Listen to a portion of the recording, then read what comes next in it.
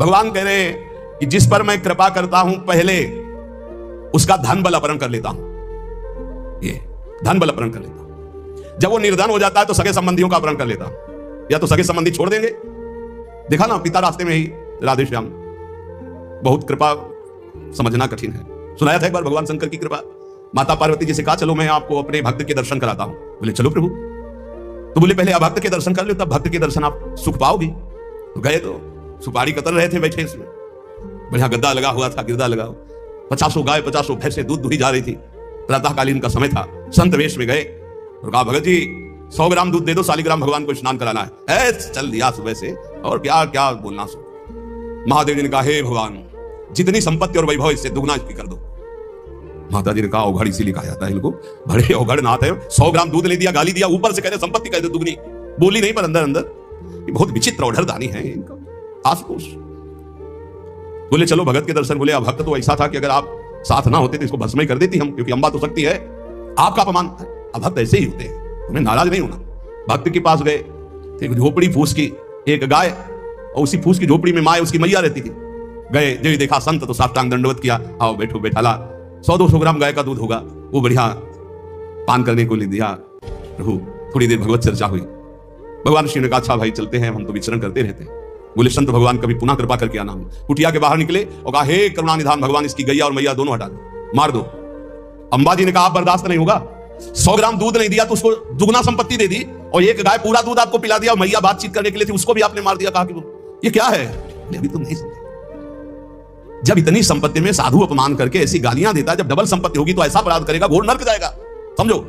और इसका कुछ मन मैया में जाता है, कुछ गैया में जाता है। दोनों भगवान के पास गए, अखंड हमारा चिंतन करेगा या हमें लीन हो जाएगा। मतलब ये बात तो सही। बोले जिस पर मैं कृपा करता हूं इस माया प्रपंच से उसे अपने स्वरूप में स्थित करता हूं। वो जरूरत देखो, जरूरत है। ऐसा नहीं कि एक बुखार की दवा सबके साथ चलेगी।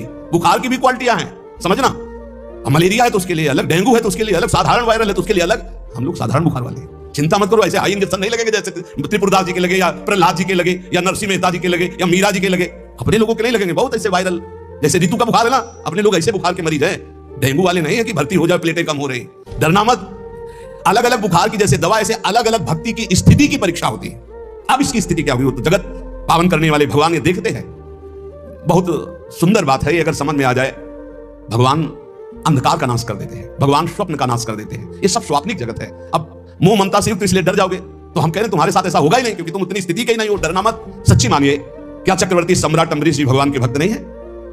ध्रुव जी भगवान के लिए भजन करने के लिए गए तो आज ऐसा पद मिला कि त्रिभुवन में किसी को नहीं। सुदामा जी को दरिद्रता प्राप्त थी और सुदामापुरी की रचना हो गई, जैसे द्वारिकापुरी की रचना। आप हमारे श्री कृष्ण के प्रति ऐसा ना सोचे, ये जो कह रहे हैं बड़ी गुप्त बात है। उसके अंदर के ममत्व का नाश कर देते हैं, उसके अंदर के अज्ञान का नाश कर देते हैं। क्या आप अपने अज्ञान का नाश करवाना नहीं चाहेंगे? यहां अज्ञान की वृत्ति के नाश की बात। आप ऐसा मत सोचिएगा। और आज तक कोई भक्त आपको भिखारी नहीं मिलेगा। आप ध्यान दीजिएगा, पुरुष से लेकर के जहां दृष्टि डालिए, जहां भक्तों को, आपके 4 घर में लोग होते हैं, उनके भोजन की व्यवस्था में आप चिंतित रहते हैं, समझ। जब हम मांग के खाते थे तो भूखे रह जाते थे, और जब भरोसे पे हैं तो 300-400 लोगों का बाल भोग, राज भोग और शयन भोग अपने आप हमारे प्रभु पूरा करते। तो हरिष्य धनम, तुम्हारा घर कितना बड़ा है, हमारे घर में कितना बैठे देख लो।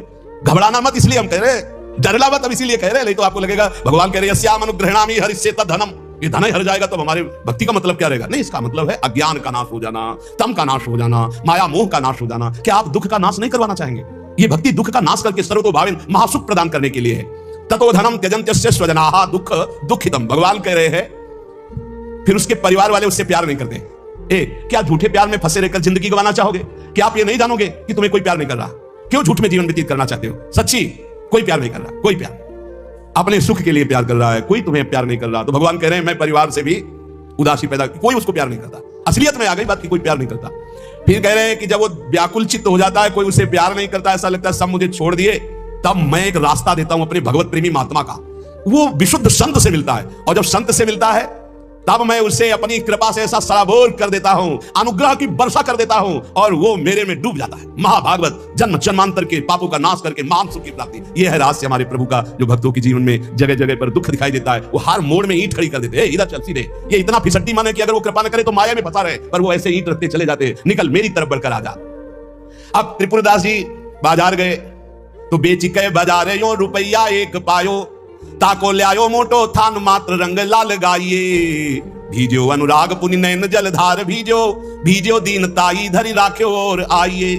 को प्रभु जन आए सहज दिखाई दई, भई मन दियो ले भंडारी पकड़ाइए, काहू दास दासी के ना काम को पे जाऊं लेके, बिनती हमारी जो गुसाई ना सुनाइए। त्रिपुरदास जी को दावत दिखाई दी जो पीतल की सी दिखाई दे रही थी, उठाई बाजार ले गए तो उस समय उन्हें 100 पैसे मिले, 1 रुपया। 1 रुपया कपड़े की दुकान में गए, मोटी मार्किंग। अब जहां इतना कीमती वस्त्र, सोने के गोटे हीरे लगाकर सुंदर ऐसी पोशाक भेजते थे, वहां आज स्थिति की मार्किंग कैसे ठाकुर जी को भेजे? लाल रंग से लगा, लाल रंग अनुराग का रंग, सफेद मार्किंग लाके आंसू गिरते जा रहे हैं कि नाथ ये मोटा मार्किंग आपके तो दास दासियों के लायक था, पर कुछ नहीं है। अनुराग में भीने हुए नेत्रों से अश्रुधार बह रही है।